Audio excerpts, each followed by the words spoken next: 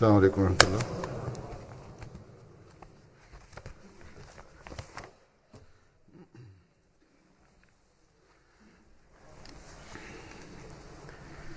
أشهد أن لا إله إلا الله وحده لا شريك له وأشهد أن محمدًا عبده ورسوله أما بعد فأعوذ بالله من الشيطان الرجيم بسم الله الرحمن الرحيم الحمد لله رب العالمين الرحمن الرحيم مالك يوم الدين إياك نعبد وإياك نستعين اهدنا الصراط المستقيم صراط الذين أنعمت عليهم غير المغضوب عليهم ولا الضالين.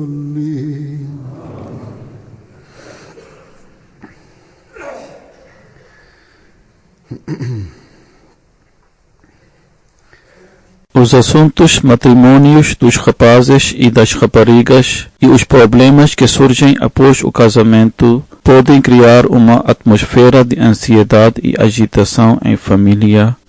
Os problemas domésticos que surgem após o casamento tornam-se uma causa de inquietação não só para o marido e a mulher, mas também podem se tornar uma fonte de inquietação para os pais de ambas as partes.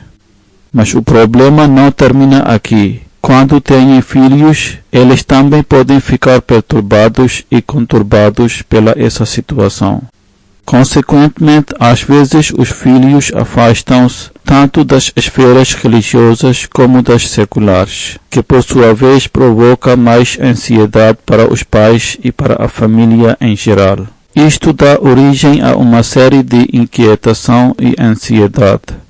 Quase todos os dias recebo cartas a este respeito, ou as pessoas falam verbalmente das suas dificuldades nos seus encontros pessoais comigo.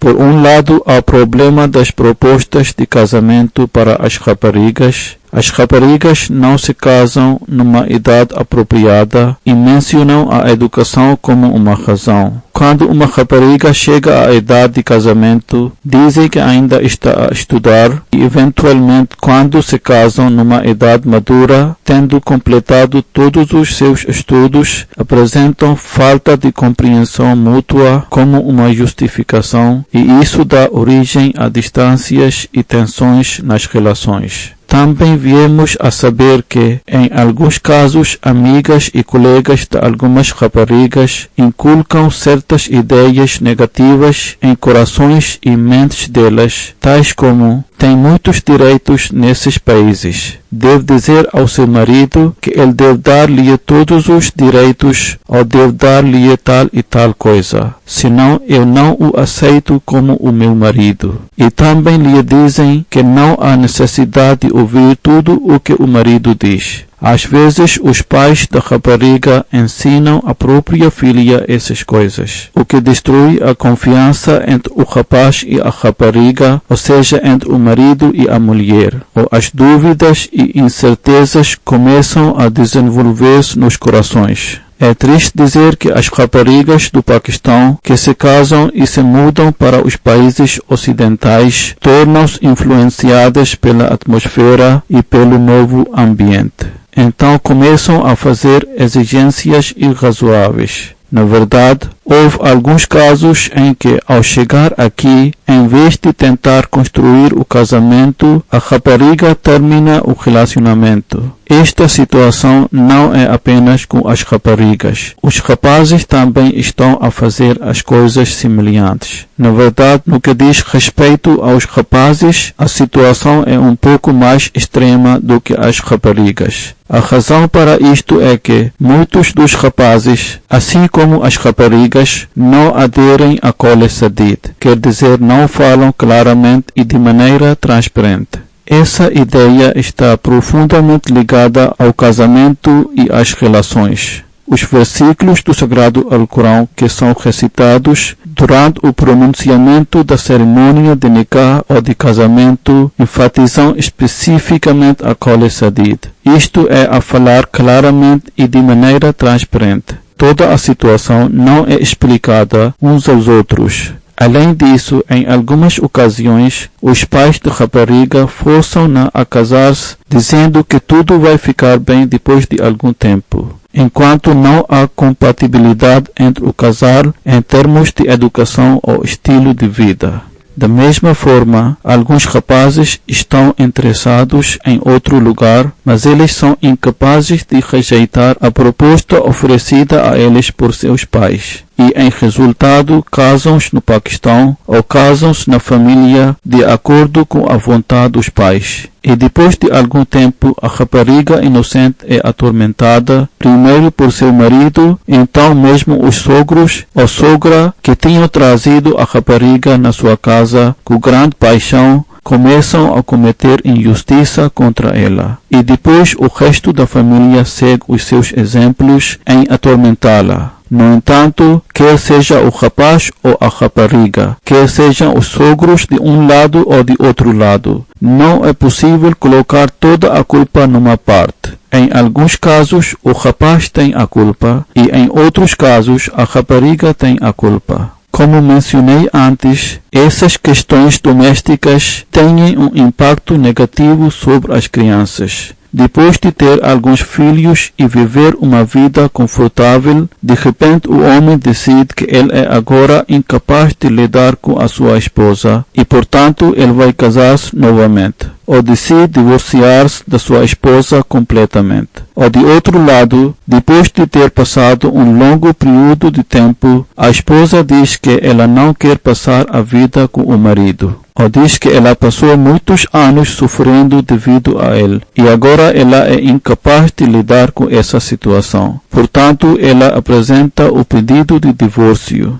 Queria mencionar nesta altura que dentro da comunidade a taxa do khula, ou seja, divórcio por parte da mulher, é mais elevada do que o talaq, quer dizer, o divórcio por parte do homem. Isto significa que o número de casos de khula é maior do que o número de casos de talaq. No entanto, em tais circunstâncias, as crianças são mais afetadas. Mesmo os estudos de muitas organizações seculares internacionais revelam que depois de separação de mãe e pai, há sempre um impacto psicológico ou moral nas crianças ou sofrem em certos outros aspectos, não importa onde quer que vivam com pai ou mãe. No entanto, quem quer que seja o responsável por criar tais circunstâncias dolorosas, quer sejam os rapazes que alegam as raparigas, dizem que devido à atmosfera do Oeste, as raparigas estão a criar problemas, focalizando as suas carreiras e não cumprindo as suas responsabilidades para com o casamento. Ou dizem que devido a certas circunstâncias, eles queriam viver com os pais, mas as raparigas não querem fazê-lo. Ou dizem que elas não têm nenhuma base no conhecimento religioso.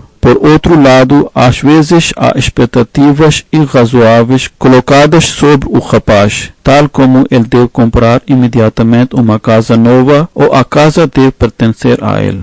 Então, em termos da relação entre o marido e a mulher, há interferência dos pais da rapariga. Também surgem as dúvidas por causa de não declarar toda a situação ou não aderir a Qawle Sadid, ou as palavras verdadeiras e transparentes. Como mencionei antes, as pessoas não falam a verdade inteira, que é extremamente importante.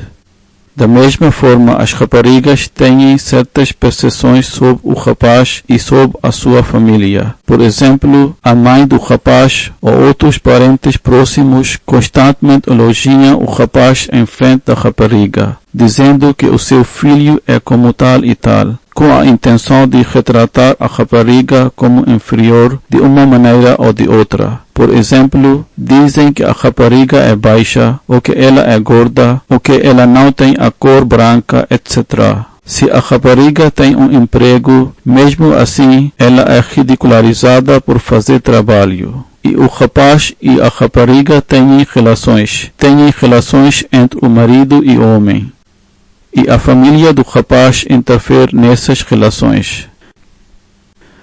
Algumas raparigas queixaram-se de que os rapazes falham em cumprir as suas obrigações de casamento e eles não têm um senso de responsabilidade. Por causa da influência dessa sociedade, quando se diz ao rapaz de 25 ou 26 anos que é agora de idade de se casar, eles respondem dizendo: eu ainda sou pequeno e, portanto, sou incapaz de me casar neste momento. Devido à cultura local, esta questão é prevalente mesmo entre os jovens ahmadianos de origem asiática, que dizem que eles são pequenos e são ainda incapazes de assumir as suas responsabilidades de casamento. Se eles são os pequenos e são incapazes de lidar com as responsabilidades do casamento, então para que serve o casamento? E a partir daí uma série de queixas de ambos os lados começa a aumentar. De mesmo modo, como já mencionei antes, tendo passado muitos anos e vivendo juntos, e na altura em que as crianças estão a crescer, ocorrem as queixas entre os casais, que são os assuntos de meninos, e surgem como resultado da impaciência ou por causa de ter amizades erradas. Se a razão para as questões domésticas de todas as faixas etárias for resumida numa só frase, é que as pessoas afastaram-se da fé. Há desconhecimento dos ensinamentos religiosos e há falta de interesse na religião, bem como há um aumento no desejo de interesses mundanos. Por isso, se quisermos encontrar uma solução para todas estas questões, então devemos buscá-la à luz dos ensinamentos religiosos. Por um lado, nós consideramos-nos os Ahmadis e juramos dar prioridade à fé sobre todos os interesses mundanos. Então devemos buscar os remédios que encontramos nos ensinamentos religiosos do Sagrado Alcorão, nos ditos do Sagrado Profeta sallallahu alaihi wasallam e nos ensinamentos do Messias prometido alaihi salam. Nós somos muitos afortunados que aceitamos o Islão e somos os muçulmanos que aceitaram o Messias prometido alaihi salam, e prometemos-lhe que daríamos precedência à nossa fé sobre todos os objetos mundanos. Repetimos essa promessa durante vários eventos, mas quando se trata de implementar os ensinamentos, os ignoramos. Quando se trata de questão de casamento, mesmo aqueles que estão sempre dispostos a servir a fé esquecem deste princípio fundamental. Enquanto o Sagrado Profeta sallallahu alaihi wasallam especificamente ensinou-nos que, quando se trata de assunto de casamento, devemos sempre dar precedência à fé sobre todos os objetos mundanos. Se alguém sempre dá preferência à fé e em troca também ganha riqueza material, então isto é devido à graça de Deus Todo-Poderoso. na terminologia das pessoas mundanas, pode ser descrito como bônus. No entanto, se alguém se esforça nas suas aspirações mundanas, enquanto afirmando dar precedência à sua fé, então isso levará a problemas, porque há falta de veracidade na sua declaração.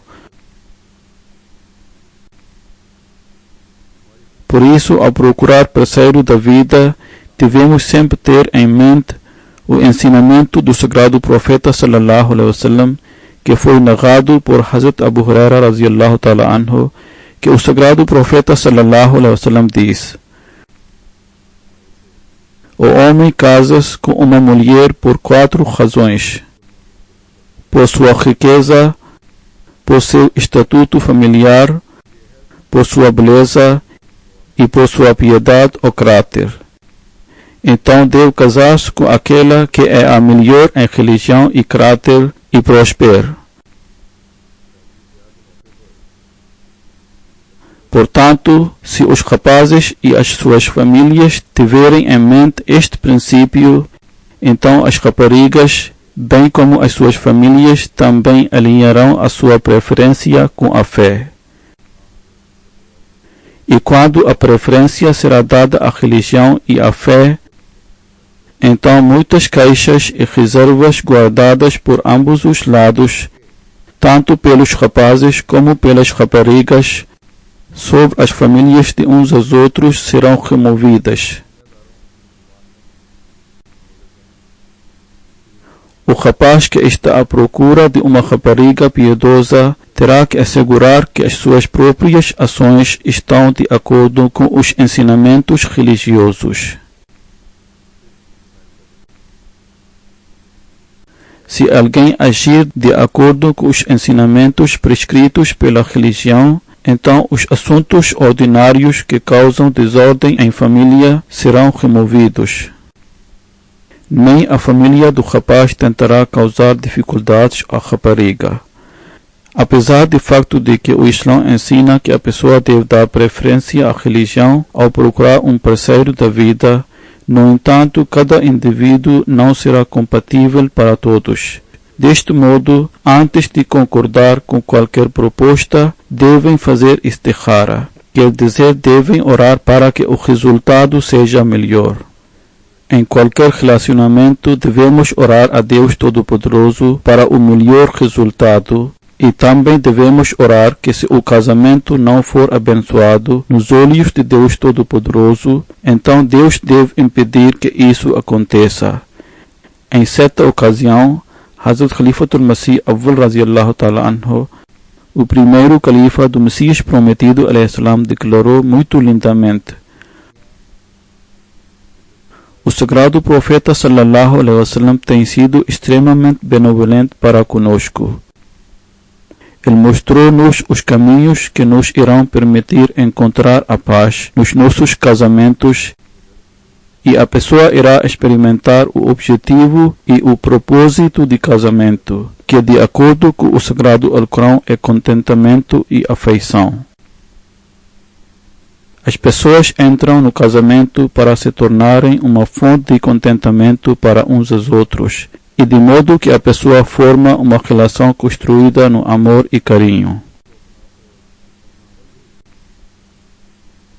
Hazrat Khalifatul Masih al-Awwal radhiyallahu ta'ala anhu, o primeiro califa do Messias prometido alayhi salatu wassalam, afirma: o fator principal que deve ser procurado no casamento é a piedade. Como mencionado anteriormente, deve procurar a fé. A beleza extraordinária, riqueza, afluência, estatuto familiar e a posição mundana não devem ser fatores principais que a pessoa deve ver para se casar.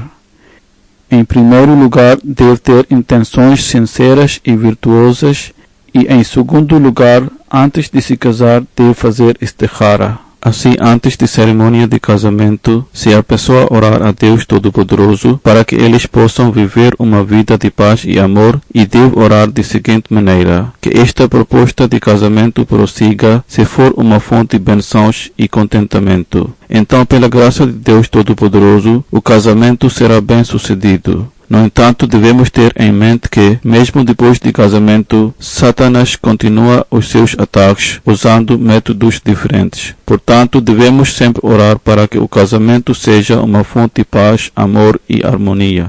Explicando a importância de istikhara, Hazrat Khalifatul Masih al-Awwal radiyallahu ta'ala anhu, o primeiro califa do Messias prometido al-Islam, aconselhou-nos da seguinte maneira: entre todas as tarefas, o nikah, o casamento, é uma tarefa importante. Não é uma coisa insignificante, na verdade deve ser considerada de grande importância. A maioria das pessoas pensa que a pessoa deve pertencer a um clã de grande prestígio, com grande linhagem, riqueza e autoridade política. Também deve ser jovem e bonita. No entanto, o nosso sagrado profeta sallallahu alaihi wasallam diz que devem encontrar alguém que seja piedoso, que seja o rapaz ou a rapariga. Uma vez que é impossível saber sobre o intelecto verdadeiro, qualidades morais e integridade de uma pessoa, é difícil avaliar esses traços instantaneamente.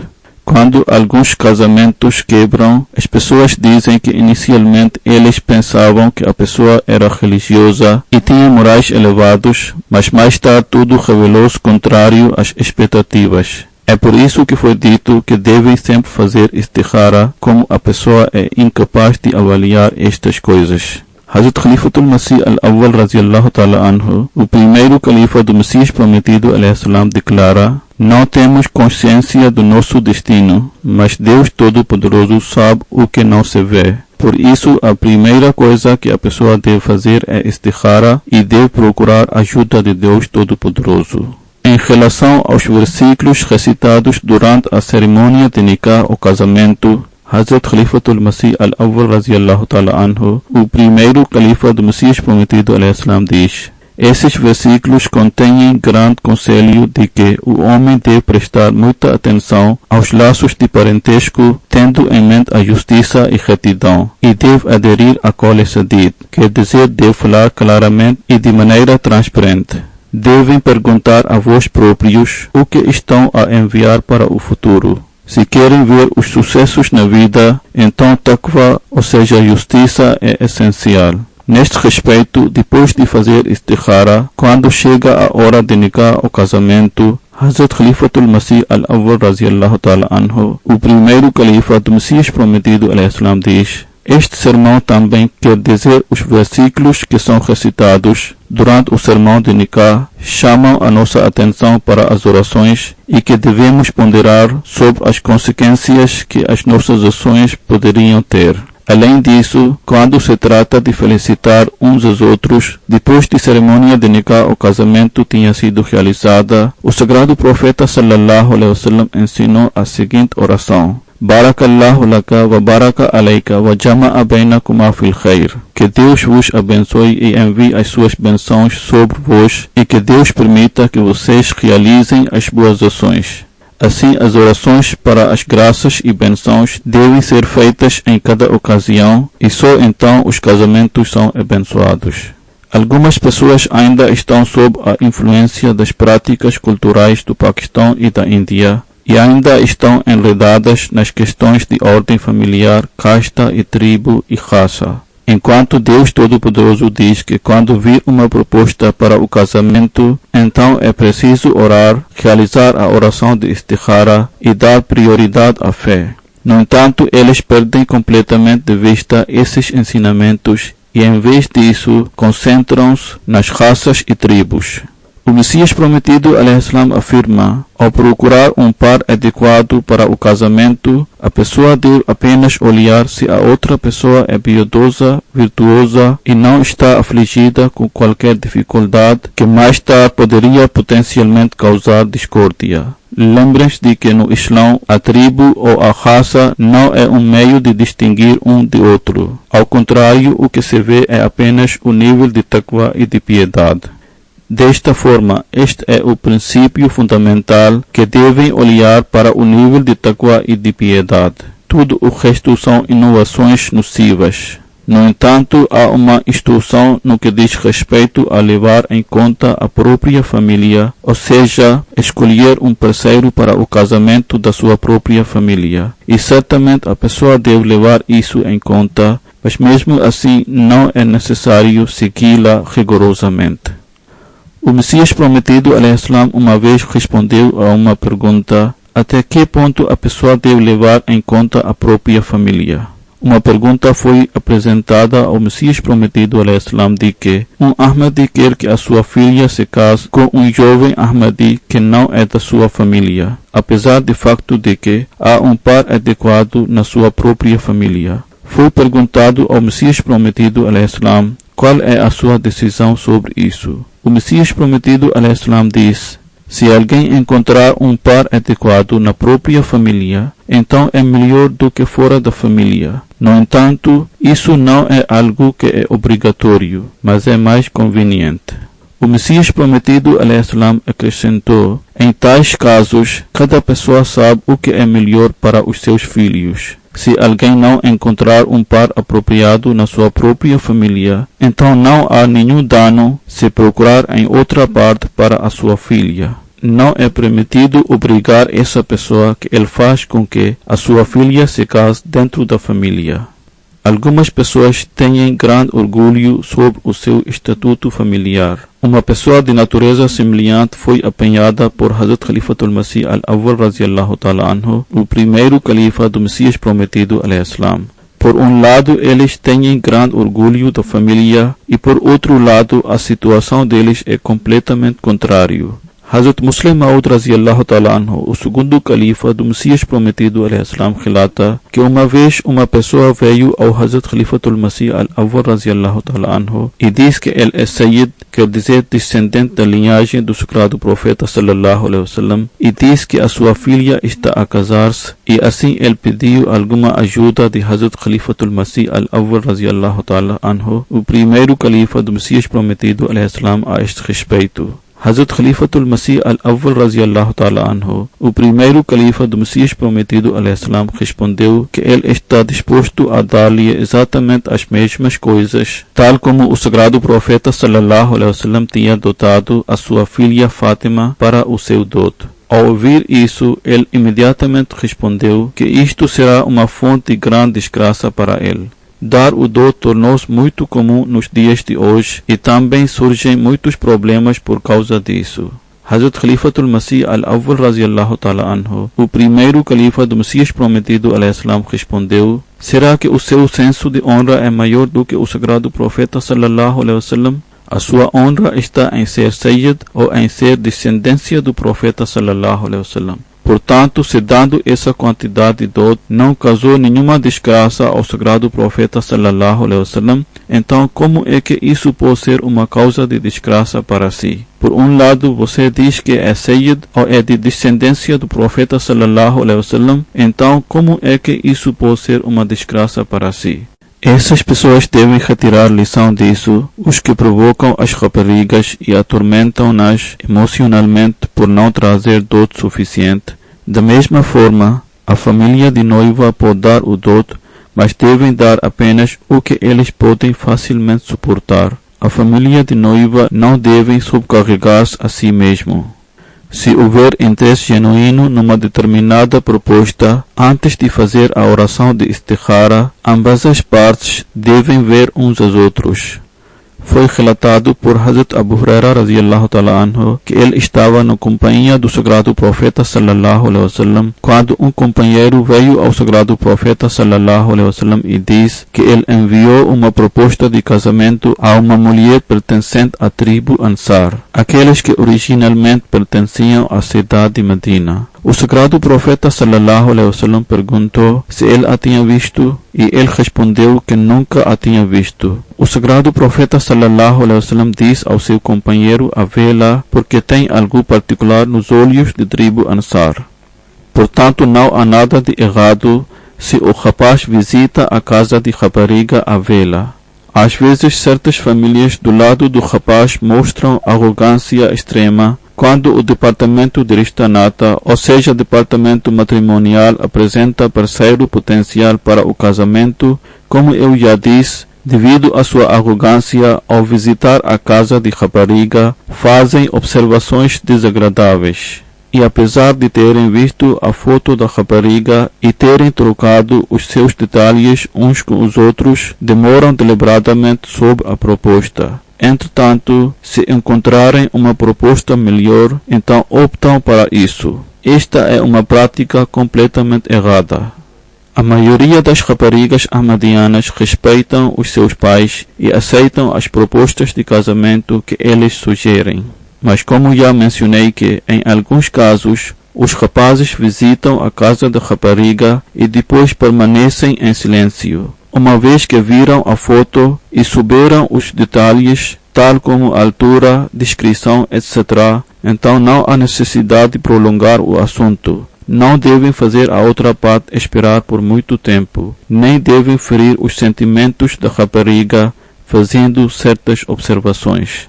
Se alguém realmente entender o propósito de casamento, então os sentimentos das mulheres nunca serão feridos, e nem os rapazes irão exibir tal arrogância, e nem irão brincar com os sentimentos dos outros.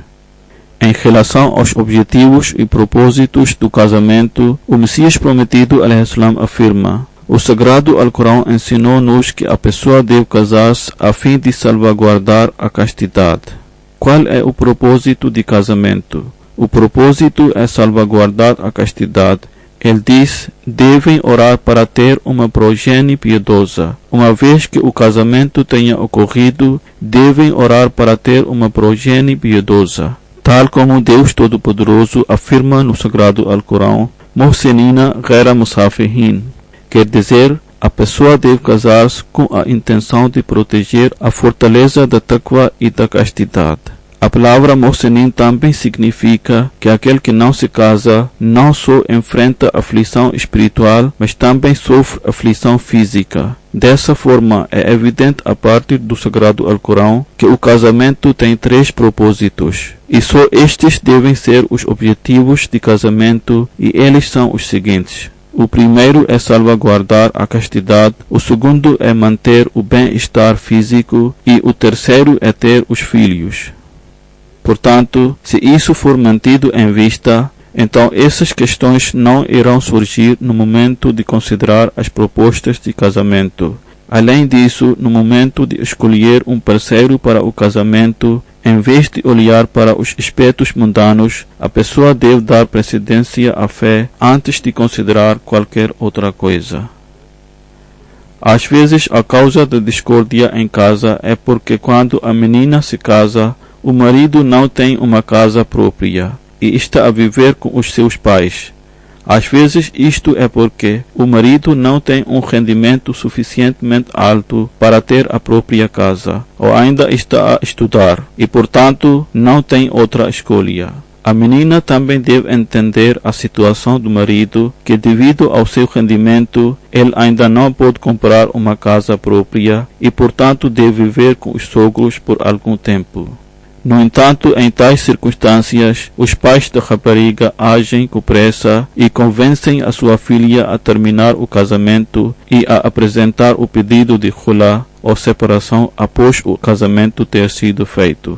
Esta é uma prática completamente errada. Se a rapariga não pode viver com os sogros, então ela deve expressar a sua reserva desde o início, e se o rapaz não tem tais circunstâncias, então eles não devem ter tanta pressa para o casamento.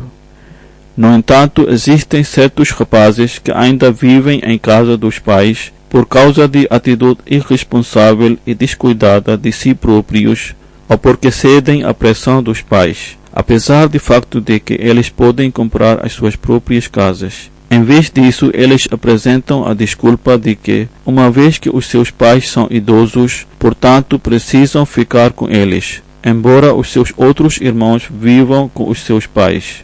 E mesmo que os irmãos não estejam a viver com eles, estão com boa saúde e são capazes de viver por conta própria, mas é simplesmente devido à natureza teimosa dos pais. O que o Islã diz a este respeito? Deus Todo-Poderoso declara no Sagrado Alcorão: ليس على الأعمى حرج ولا على الأعرج حرج ولا على المريض حرج ولا على أنفسكم أن تأكلوا من بيوتكم أو بيوت آبائكم أو بيوت أمهاتكم. Não há dano algum para o cego, nem há qualquer dano para o coxo, e não há nenhum dano para o doente, nem para vós próprios, que comais das casas próprias, ou das casas dos vossos pais, ou das casas de vossas mães. Isso de facto faz parte de um versículo muito longo, porém Hazrat Khalifatul Masih al-Awwal radiyallahu ta'ala anhu, o primeiro califa do Messias prometido al-Islam, fazendo comentário e explicando lindamente esta parte do versículo, diz: ele afirma: as pessoas do subcontinente de Índia muitas vezes queixam sobre a disputa entre a nora e a sogra. No entanto, se as pessoas adequadamente aderirem aos ensinamentos do Sagrado Alcorão, então tais problemas nunca irão surgir, porque o Sagrado Alcorão afirma claramente que cada um deve viver na sua própria casa. A mãe deve viver na sua casa e os filhos casados devem ter as suas próprias casas. Portanto, os filhos têm a permissão de comer das casas dos seus pais.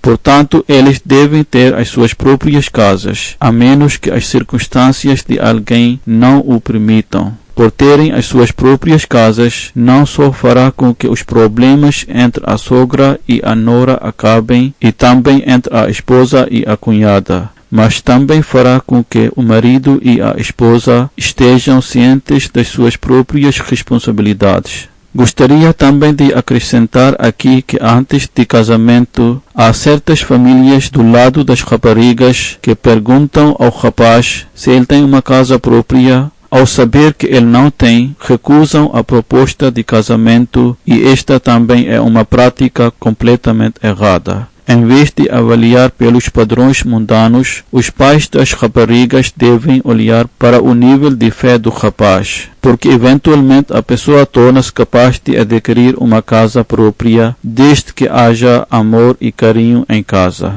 Da mesma forma, também recebo a queixa de certos países de que certas pessoas não casam as suas filhas com os nossos missionários, que estão a formar-se em teologia, porque esses missionários são devotos. Isso também é errado, porque a pessoa deve dar preferência à fé. A seguir, Deus Todo-Poderoso instruiu os homens a não reagirem apressadamente e a não tomarem qualquer decisão se as suas esposas dizerem-lhes alguma coisa. Além disso, eles não devem tratá-las de forma desagradável e nem devem expressar descontentamento com o que elas dizem. Deus Todo-Poderoso afirma: وَعَاشِرُوهُنَّ بِالْمَعْرُوفِ فَإِنْ كَرِهْتُمُوهُنَّ فَعَسَىٰ أَنْ تَكْرَهُوا شَيْئًا وَيَجْعَلَ اللَّهُ فِيهِ خَيْرًا كَثِيرًا.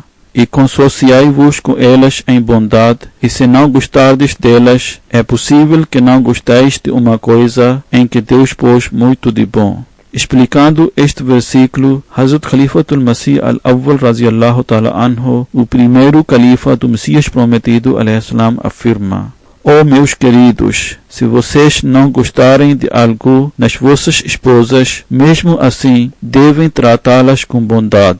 Deus Todo-Poderoso afirma que Ele vai colocar bem nelas. É possível que algo na realidade seja uma qualidade, mas vocês percebam que é algo ruim. Há certos maridos que apressam-se a divorciar-se das suas esposas, ou eles tratam-nas de maneira indelicada, ou não cuidam dos seus sentimentos e das suas emoções, ou não gostam de algo que elas dizem, e como resultado tratam-nas de forma inadequada. Portanto, este conselho é para eles, que devem tratar as suas esposas com bondade. Não devem apressar-se nas vossas decisões se perceberem algo ruim nas vossas esposas, porque é possível que algo que apareça negativo tenha uma qualidade oculta nele, e portanto, devido à vossa pressa e comportamento errado, tornem-se privados dessa boa qualidade. Deus Todo-Poderoso aconselhou os homens de várias maneiras para tratar as suas esposas gentilmente, e os homens devem sempre ter isso em mente. E outro fator que é uma causa de criar problemas é quando os homens decidem casar-se com segunda mulher ou expressam o desejo do segundo casamento. Os homens devem ter em mente que, embora o Islã permita casar-se mais de uma mulher, mas essa permissão é devido a certas circunstâncias e condições, e essas condições devem ser cumpridas. Mas isto não significa que, apesar de viver uma vida bela e feliz com a família e com os filhos, ele decida a satisfazer os seus próprios desejos devido à influência desta sociedade ou decida a casar-se novamente, simplesmente porque Deus abençoa-o com riqueza, ou ele forme relacionamentos ilegais e em seguida se case com elas.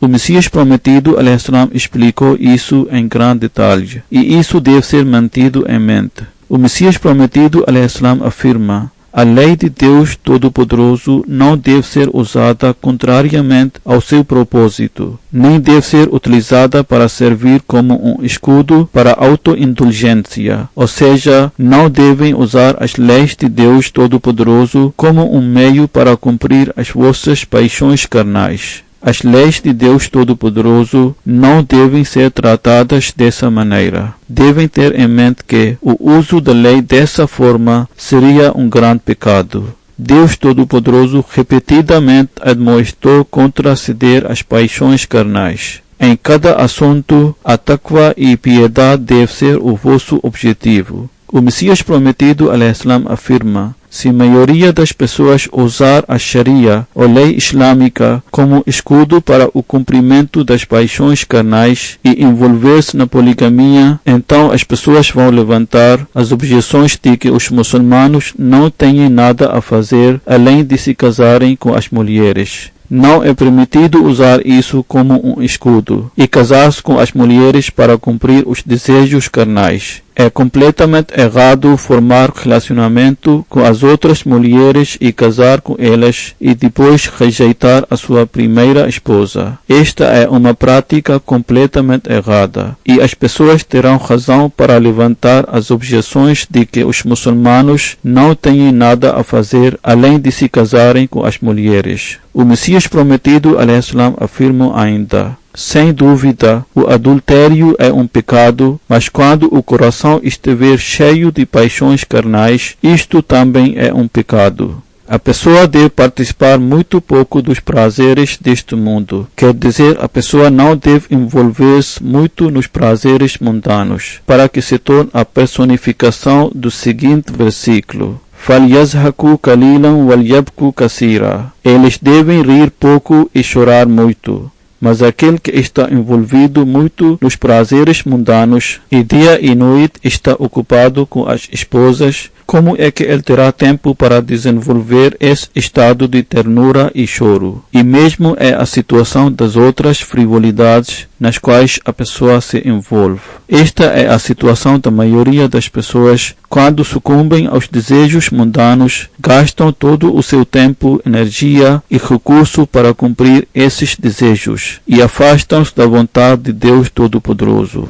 Na verdade, existem atividades mundanas que Deus Todo-Poderoso declarou permissíveis para nós, mas isso não significa que gastemos toda a nossa vida nessas coisas. Deus Todo-Poderoso, descrevendo a qualidade dos seus servos, diz no Sagrado Alcorão: Yabituna li rabbihim sujjadan wa qiyama. Eles passam a noite diante do seu Senhor, fazendo prostração e ficando em pés. Mas aquele que gasta todo o seu tempo com as suas esposas não será capaz de gastar a noite em adoração de acordo com a vontade de Deus. O seu casamento seria nada mais do que shirk, ou como atribuir parceiros a Deus. Apesar do facto de que o sagrado profeta sallallahu alaihi wasallam tinha 9 esposas, mas ele passava as noites inteiras em adoração. O Messias prometido *al-Islam diz ainda: lembrem-se bem que a vontade de Deus é que vocês não devem ser inteiramente superados pela luxúria. E se surgir uma verdadeira necessidade para aperfeiçoar a vossa taqwa e piedade, então podem casar-se com outra mulher. a base real para se casar segunda vez é a piedade. Então esse casamento é permitido. No entanto, todos aqueles que desejam se casar pela segunda vez precisam avaliar a si próprios, se eles estão a fazê-lo com base em taqwa e piedade ou meramente para cumprir os seus desejos luxuriosos.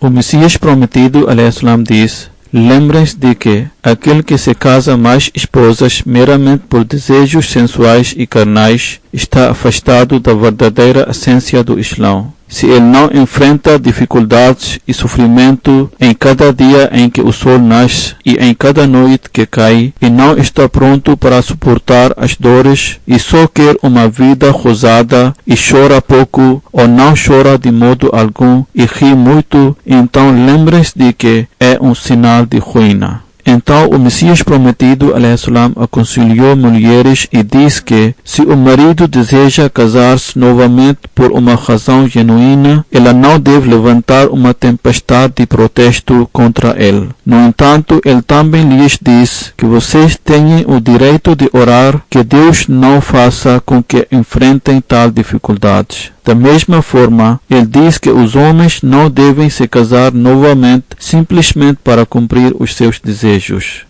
O Messias prometido, alaihissalam, também diz: nesta era, algumas mulheres estão absorvidas em certas inovações nocivas e veem o assunto mais de um casamento de uma forma muito negativa e não têm fé e crença neste conceito. Elas são inconscientes do facto de que a lei de Deus contém em si vários tipos de remédios e soluções. Se o Islã não tinha o conceito de mais de um casamento, então essas situações em que um homem precisa de se casar segunda vez, não teríamos encontrado nenhuma solução na Sharia islâmica. Por exemplo, em tal circunstância, onde uma mulher fica louca ou sofre uma doença que a torna completamente ociosa, ou surge uma situação semelhante, ou ela fica completamente inativa e merece compaixão, mas o marido também merece compaixão porque ele é incapaz de permanecer paciente no celibato. Em tal situação, seria injusto para as faculdades do homem se a permissão de casamento com a outra mulher não lhe for dada. Na realidade, a Sharia, ou lei divina, deixou este caminho aberto para os homens, tomando em consideração todos os fatores acima mencionados, e também deixou os caminhos abertos para as mulheres em circunstâncias difíceis de que, se o marido ficar inativo por qualquer motivo, ela pode apresentar pedido de khula ou divórcio iniciado pela esposa, através da autoridade competente, que é igual a talaq ou divórcio iniciado pelo marido.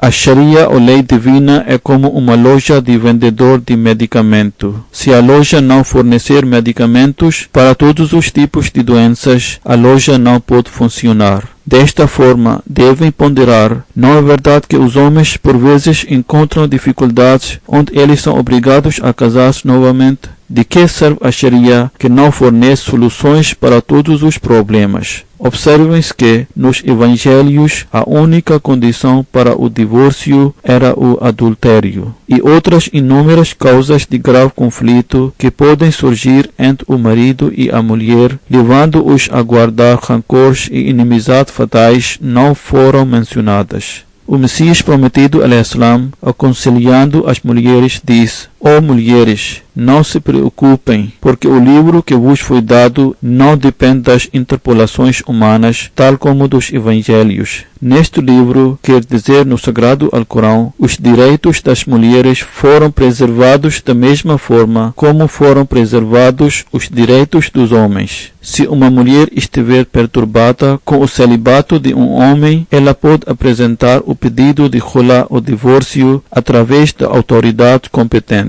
Mencionar as várias circunstâncias que poderiam ser enfrentadas pelos muçulmanos, isto era obrigação de Deus para que a Sharia, ou lei islâmica, permanecia livre de defeitos e falhas. Então, ó mulheres, quando os vossos maridos decidirem a casar-se segunda vez, em vez de reclamar a Deus, devem orar para que Deus vos proteja das dificuldades e provações. Quer dizer, quando os maridos tiverem intenção de prosseguir com o segundo casamento, eles têm permissão de orar para que Deus as proteja das tribulações e aflições, para que eles não se casem novamente. Sem dúvida, aquele que se casa pela segunda vez e ainda é injusto, então ele é cruel e merece ser punido. E ao desobedecer o mandamento divino, vocês não devem cair sob a ira de Deus. Cada pessoa será responsável por suas próprias ações.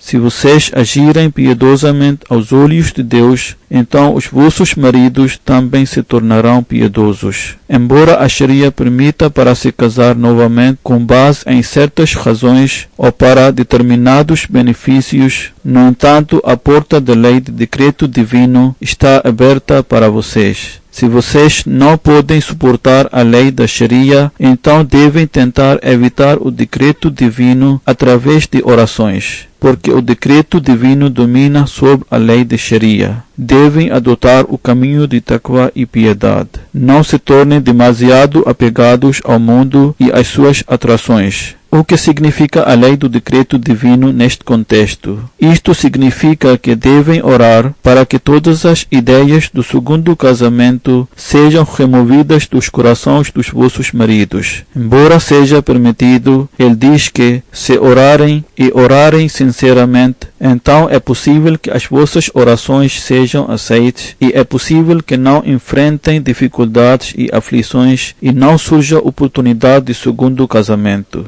Que Deus conceda aos membros da comunidade, homens e mulheres, sabedoria para que possam resolver os seus problemas domésticos de acordo com os ensinamentos divinos. Que eles deem prioridade à religião sobre os desejos mundanos. Que eles sempre tenham o temor de Deus e a justiça em mente. Que Deus lhes ajude a resolver as questões matrimoniais. Há muitos problemas que estão a surgir. Que Deus conceda a ambas as partes, rapazes e raparigas, a capacidade de compreender que os casamentos não são simplesmente para cumprir os objetivos mundanos. Ao contrário, devem dar prioridade à religião e devem assegurar-se de que as gerações futuras sigam o caminho da fé e piedade para que as novas gerações sejam salvaguardadas e possam servir o Islão e se tornem os herdeiros das bênçãos de Deus Todo-Poderoso.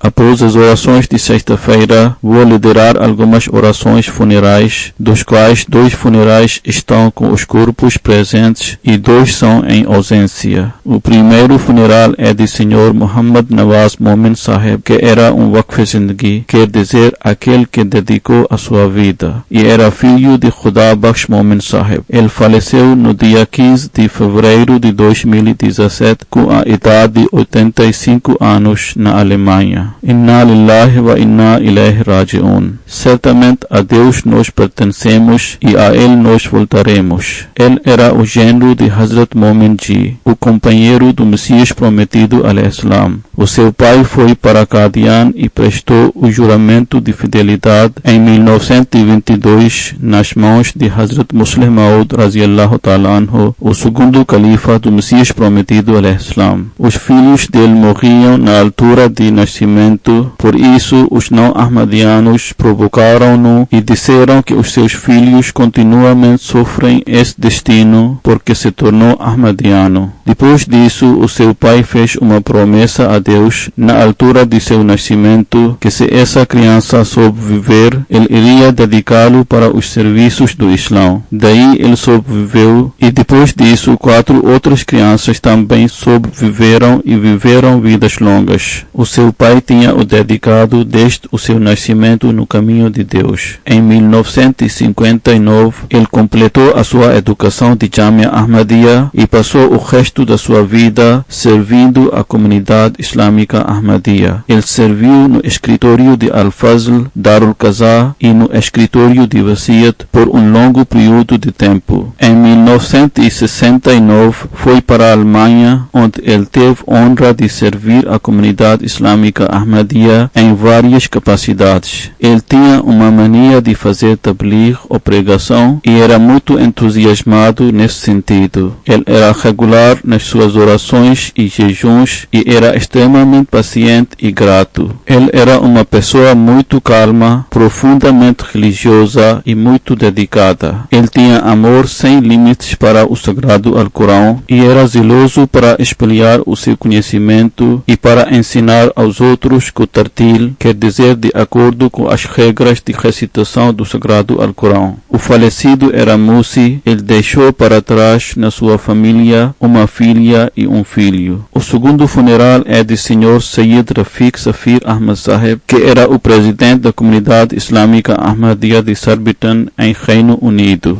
Ele faleceu no dia 28 de fevereiro de 2017 com a idade de 61 anos. Inna lillahi wa inna ilaihi raji'un. Certamente a Deus nós pertencemos e a Ele nós voltaremos. O seu pai, Dr. Safiruddin Sahib, era o primeiro diretor da escola secundária Ahmadiyya em Kumasi, na Ghana. Sayyid Rafiq Safir Sahib nasceu em Londres e estava empenhado em servir a comunidade islâmica Ahmadiyya desde a infância. Ele teve a honra de servir a comunidade islâmica Ahmadiyya como secretário de Atfal al-Ahmadiyya, Qaid Khudam al-Ahmadiyya e Qaid Sehat Jismani, e também como Qaid Amami a nível central na Majlis Ansarullah.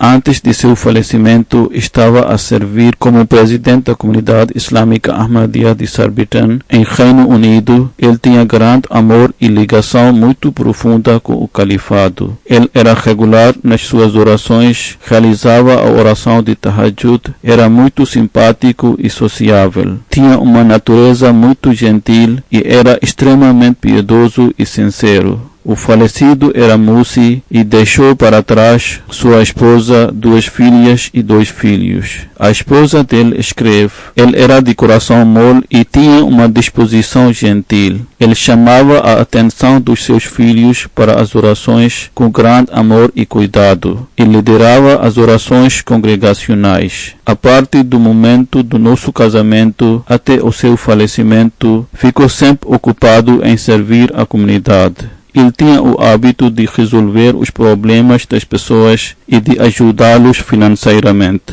Ele era uma pessoa muito justa e de natureza simples e tinha valores morais elevados. O presidente da sua área escreve: uma das suas boas práticas foi que, após a oração de Isha, perguntava às crianças sobre os pontos importantes de sermão de sexta-feira e dava-lhes os prêmios para a resposta certa. Este incutiu um interesse nas crianças para ouvir os sermões de sexta-feira. Ele dava muita atenção para o trabalho da comunidade. Ambos os funerais acima mencionados e anunciados são com os corpos presentes. Há também 2 funerais em ausência. Um desses funerais é de Dr. Mirza Laik Ahmad Sahib, que era filho de Sahibzada Mirza Hafiz Ahmad Sahib e neto paterno de Hazrat Muslim Maud Raziallahu Ta'ala Anhu, o segundo califa do Messias Prometido alayhi salam. Ele faleceu na tarde de 28 de fevereiro de 2017 no Instituto de Cardiologia conhecido como Tahir Heart Institute, com a idade de 68 anos. Inna lillahi wa inna ilaihi raji'un. Certamente a Allah nós pertencemos e a Ele nós voltaremos.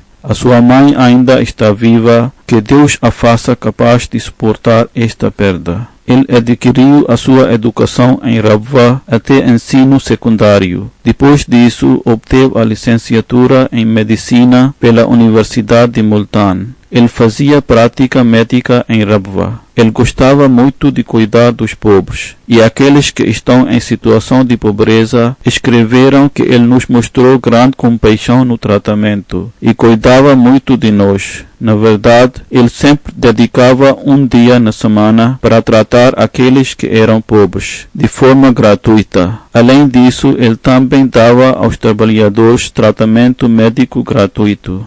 O seu primeiro casamento foi com Sayyida Faiza Sahiba, de quem ele tem 2 filhos. O seu segundo casamento foi com Ahmad Shakur Sahiba, filha do Hazrat Khalifatul Masih As-Salis Rahimahullah. Que Deus tenha misericórdia dele e o perdoe. O segundo funeral em ausência é de Sr. Aminullah Khan Sahib, ex-missionário dos Estados Unidos de América. Ele faleceu na noite de terça-feira, 28 de fevereiro de 2017, nos Estados Unidos de América. Inna lillahi wa inna ilaihi raji'un. Certamente a Deus nós pertencemos e a Ele nós voltaremos. O falecido teve honra de servir como missionário nos Estados Unidos de América, na Libéria e na Inglaterra. Ele nasceu em 1936 e o nome do seu pai era Abdul Majid Khan Sahib, que era de Nerval. Desde a infância, os seus pais o tinham dedicado para servir a comunidade. Com base no apelo de Hazrat Khalifatul Masih As-Sani Raziyallahu Ta'ala Anhu, o segundo califa do Messias Prometido al-Islam. A mãe do falecido diz que o seu marido, Abdul Majid Khan Sahib, tinha dedicado o seu filho no apelo de Hazrat Khalifatul Masih As-Sani Raziyallahu Ta'ala Anhu, o segundo califa do Messias Prometido al-Islam. E quando ele voltou de Qadian, ele disse: dediquei o teu filho também, para que não haja queixas de que dediquei o filho da minha primeira esposa, quer dizer Dr. Nasir Khan Sahib, mas não dediquei o teu filho. No quarto ano de estudo, ele próprio fez o pedido de dedicar a sua vida. Em 1949, depois de completar a sua educação de 8º ano, matriculou-se na Jamia Ahmadiyya, ou seja, no curso de missionário. Em 1955, ele completou o seu curso de Maulvi Fazil. Em 1957, ele completou o seu ensino secundário. Em 1958, ele obteve a diploma de Shahid em Teologia e em 1959 ele fez a licenciatura. Ele foi nomeado como missionário pela primeira vez em 1958. De 29 de fevereiro de 1960 a abril de 1963, teve a honra de servir como missionário nos Estados Unidos de América. Em 1966, temporariamente trabalhou em Daftar Amanat e de 1969 a 1971 ele teve honra de servir em Libéria. A sua primeira nomeação nos Estados Unidos de América foi em 1960, quando tinha 23 anos de idade. Ele era um missionário muito entusiástico. Ele teve muitas oportunidades de pregar através de jornais e rádio. Durante o seu serviço na Libéria, o presidente Tubman convidava-o para as reuniões mensais e pedia-lhe para conduzir as orações silenciosas. Quando Hazrat Khalifatul Masih As-Salis Rahimahullah Ta'ala, o terceiro califa do Messias Prometido al-Islam, visitou Libéria, o presidente Tubman organizou um jantar em honra do Hazrat Khalifatul Masih As-Salis Rahimahullah, o terceiro califa do Messias Prometido al-Islam. O presidente disse sobre Aminullah Khan: ele é muito forte. Huzur Rahimahullah Ta'ala respondeu: ele é forte sem usar qualquer força. Sr. Aminullah Khan Sahib também foi enviado para a Inglaterra, onde ele teve honra de servir até 1970. E depois, devido a problemas de saúde, teve que se reformar. Ele era casado com a Sra. Bushra Shah Sahiba, filha do Sr. Iqbal Shah Sahib e neta de Walayat Shah Sahib, o companheiro do Messias Prometido al-Islam. Ele era o irmão de Apa Tahira Siddiqa Sahiba, a esposa de Hazrat Khalifatul Masih As-Salis Rahimahullah Ta'ala, o terceiro califa do Messias Prometido al-Islam. Ele tinha um filho e uma filha. Que Deus Todo-Poderoso proteja o falecido em sua misericórdia. Que Deus tenha misericórdia deles todos e os perdoe. Que Deus eleve a posição de todos falecidos. E como eu disse, após as orações, vou liderar a oração funeral deles.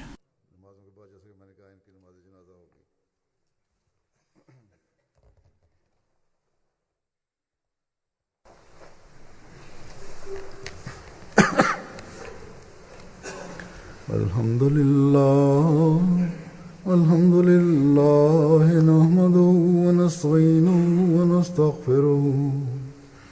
ونؤمن به ونتوكل عليه ونعوذ بالله من شرور أنفسنا ومن سيئات أعمالنا من يهده الله فلا مضل له ومن يضلل فلا هادي له ونشهد أن لا إله إلا الله ونشهد أن محمدا عبده ورسوله عباد الله رحمكم الله إن الله يأمر بالعدل والإحسان وإيتاء ذي القربى وينهى عن الفحشاء